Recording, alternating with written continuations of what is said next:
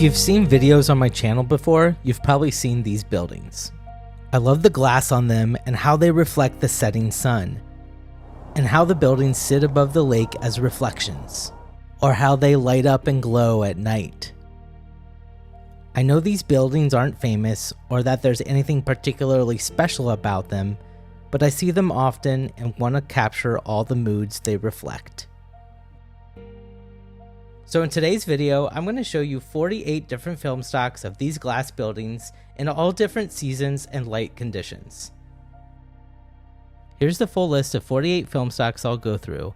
A few of them I've shot multiple times on different occasions, so you can see how they are during different times and seasons throughout the year. I'll go through each one of them in alphabetical order. First up is Candido 400. I liked how the glimmer of the sun is reflecting off the corner of the last building. Cinestill 400D looked great on a calm, still day on the lake with a nearly ripple-free reflection. On Cinestill 800T, I liked how it turned out at night. The water was calm, and I was testing out really long exposures that night. I think 800T looks great during golden hour during the winter months for a very cool look. Dubble film is a repackaged Kodak film that has a pinkish tint. Film Photography Project's Blue Ultra 3 is a very low ISO duotone film. Shooting this handheld could only happen on a very bright day with a 50mm f1.8 lens. Fujichrome Astia would give such lovely baby blue colors in the sky and buildings that I think goes very well with the scene. Fujichrome T64 is a favorite film of mine that is a tungsten slide film with unique blues. I've shot even more of it on Type II.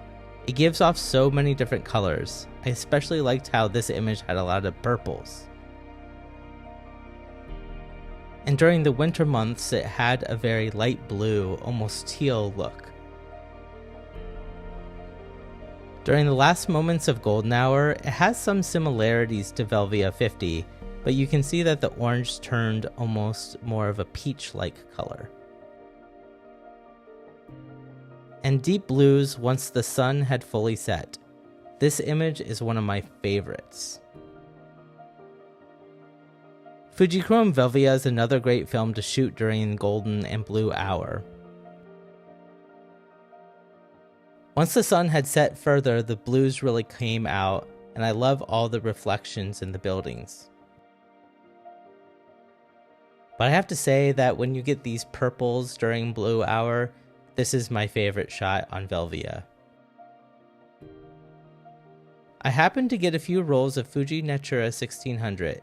While it is very grainy in this picture, I liked how the colors rendered. Fujicolor NPL is another tungsten film I've shot. Of all the tungsten films, I would say this one tends to look the most natural to the scene.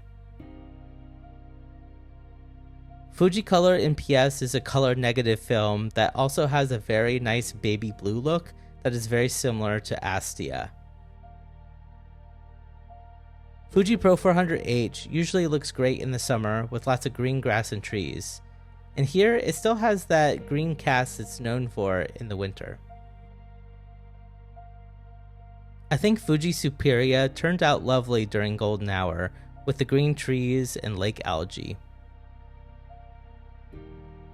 Fujifilm Eterna Vivid 160T is an old motion picture film stock, and I really liked the deep midnight blues this image has. I tend to shoot more color film, but black and white looks great in the winter. I really liked how clean this winter scene turned out on Acros. In this scene, I feel like Harman Kentmere 400 has a fairly even tonality of gray. Harman Phoenix 200 has been an interesting newcomer to analog film. I'm still not sure how I feel about it. But I absolutely loved how this one turned out during golden hour. Ilford Ortho Plus is a film I've been enjoying shooting more and more. I really love the light reflections on the frozen lake in this photo. Ilford XP2 is a solid film for shooting during a bright day. But I particularly love this shot on a very foggy day. Kodak Colorplus has a very soft pastel look during golden hour in the winter. And Kodak Ektachrome 100 strong blues accentuate both the sky and buildings. And leaned deeper blue and purple during golden hour. Kodak Ektachrome 5071 slide duplication film looks so cool at night. But I also really liked it during golden hour. It almost looks more like Velvia during blue hour. I especially loved all the blue and purple looks during this foggy day. Kodak Ektar always pops with the reds and oranges during golden hour. Kodak EXR 100T is a pre-vision motion picture film stock. I really liked how the blues looked at night in this image. Kodak Gold 200 brought out the greens and yellows on an overcast day in the summer. And I loved the baby blues in this scene that came from Kodak Gold 800 on a disposable camera. Kodak Portra 100T is a tungsten film that leans green for certain lights at night. This Kodak Portra 160 image has some lovely blurry reflections in the frozen lake. I also really liked the lighter blues in the lake and sky. Portra 400's blues turned a little deeper when the sun was higher in the sky. Whereas Portra 800 looked the least saturated on a cloudy winter day.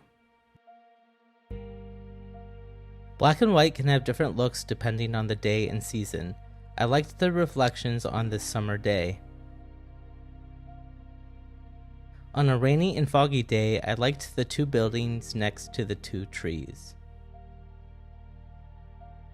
Kodak T-Max P3200 is great for shooting at golden hour, as well as shooting handheld after the sun has set. I liked how the shot looked on Tri-X 400, and how the light and shadows changed on the building with my circular polarizer. Kodak Ultramax had lovely pinks in the sky and yellows on the buildings during a late golden hour evening. I also liked how the buildings looked on Vision3 250D in the fall. And even during the late fall, you can feel the calmness of the clear lake before the winter freeze. Lomochrome Purple is one of my favorite creative effect films. I shot a few shots during this very foggy day. I also really liked how it looked at night against the cloudy sky.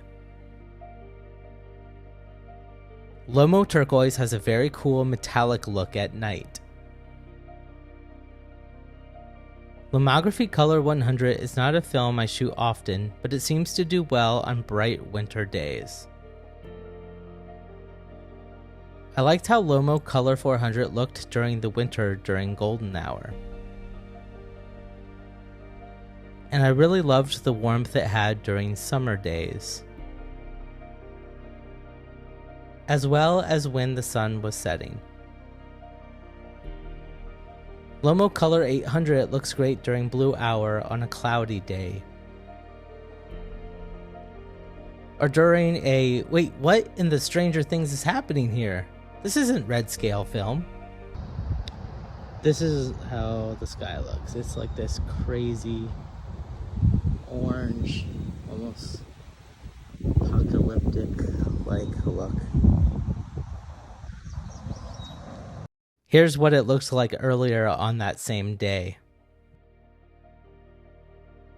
Lomo Color 92 leans on the cooler side of things, which I think paired well with the water and green grass. I also really liked the cool tones during Blue Hour. Now I mostly get shots of these buildings when the sun is setting, but I liked how they turned to silhouettes during sunrise. Now here's what Lomography Redscale actually looks like on a sunny day. But I also liked how it turned out at night with the red lights and airplane light streaks. Reflx Lab is just repackaged Kodak motion picture film stocks, and this is 100D or 50D from Vision3.